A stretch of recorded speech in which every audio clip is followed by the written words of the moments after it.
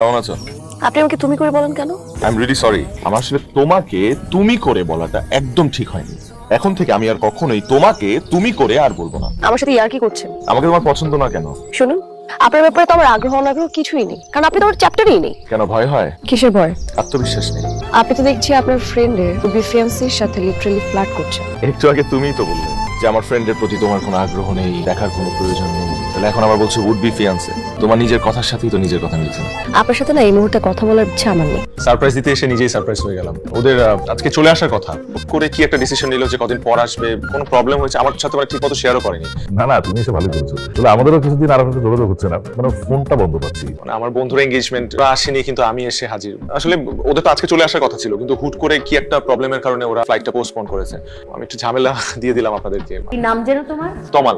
তমাল। ঠিক আছে, তুমি খাওয়া দাওয়া করো, ঘুরে ফিরে দেখো জায়গাটা। বারবার এইসব বলিস কেন অরু? তুই তো জানিস তোর বিয়ের সমস্ত প্রস্তুতি শেষ, এখন না বললে তো হবে না। মা, আমি একটা ছেলেকে চিনি না, আমি জানি না, কখনো দেখিনি। আমি পারবো না বিয়ে করতে। মা, যেভাবে ওকে বিয়ে ক্যান্সেল করবো, পারবো না। আমি কিভাবে এই মানুষটার সাথে সংসার করবো? আমি সারাটা জীবন একটা মানুষের সাথে থাকবো যে মানুষটাকে আমি চাই না। কি হয়েছে রে? কান্না কিসের? বাবা, আমি এই ছেলেকে বিয়ে করতে পারবো না বাবা। এসব বলে আর এখন কোনো লাভ নেই, তুই ঘরে যা।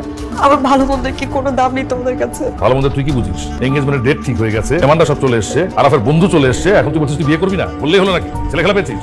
আজব ব্যাপার তো।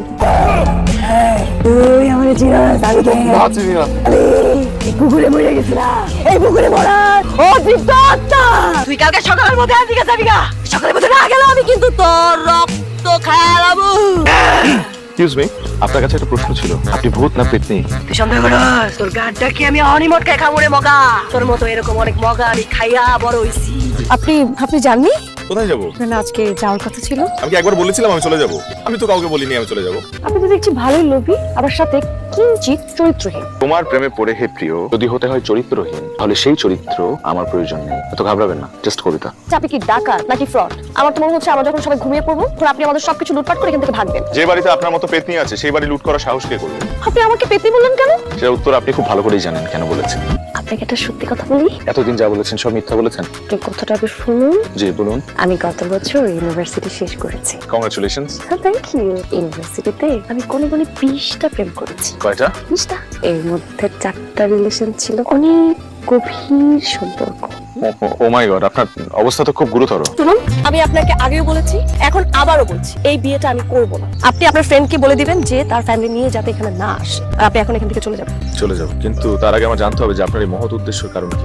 কারণ আমি একজনকে ভালোবাসি। ভালোবাসেন ভালো কথা, যাকে ভালোবাসেন তার কথা আপনার ফ্যামিলিকে গিয়ে বলুন, আমাকে বলছেন কেন? দেখুন, আমি বুঝতে পেরেছি আপনি নাছোড়বান্দা, এজন্য সারেন্ডার করছি। আপনি প্লিজ এখান থেকে চলে যান। যাবো, তার আগে একটু প্রেমিককে দেখতে চাই। একটা মানুষকে ভালোবাসেন, তার জন্য আপনার অ্যারেঞ্জ ম্যারেজ আপনি ভেঙে দিচ্ছেন। মানুষটাকে একটাবার দেখানো, একটু দেখি।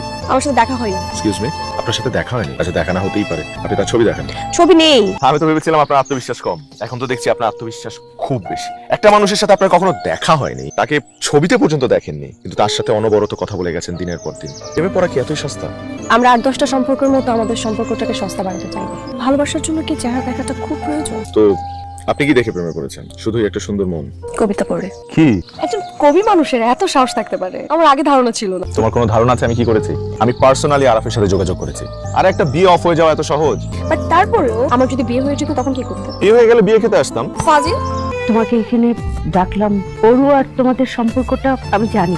মায়ের মন তো, তোমরা আমাকে ফাঁকি দিতে পারোনি। আমি এটাও জানি তুমি অরুকে ভীষণ ভালোবাসো, কিন্তু অরুর বাবা ভীষণ রাগী জেদি মানুষ। আমি তোমার কাছে মা হয়ে 2টা জিনিস ভিক্ষা চাইবো, 2টা জিনিস। একটা হচ্ছে আমার অরুকে তুমি ফিরিয়ে দাও, আর 2 নাম্বার হচ্ছে অরুর বাবার মান সম্মান, তার জীবন। এই 2টা জিনিস তোমার কাছে ভিক্ষা চাই আমি। বাবা, আমি একজন মা, তোমারও নিশ্চয়ই মা আছে। মারা কখনো সন্তানদের কাছে ভিক্ষা চায় না, হাত জোর করেন। আমি আপনাকে কথা দিচ্ছি, কাল থেকে আপনি আর আমার এই চেহারা দেখবেন না। আমি চলে যাব।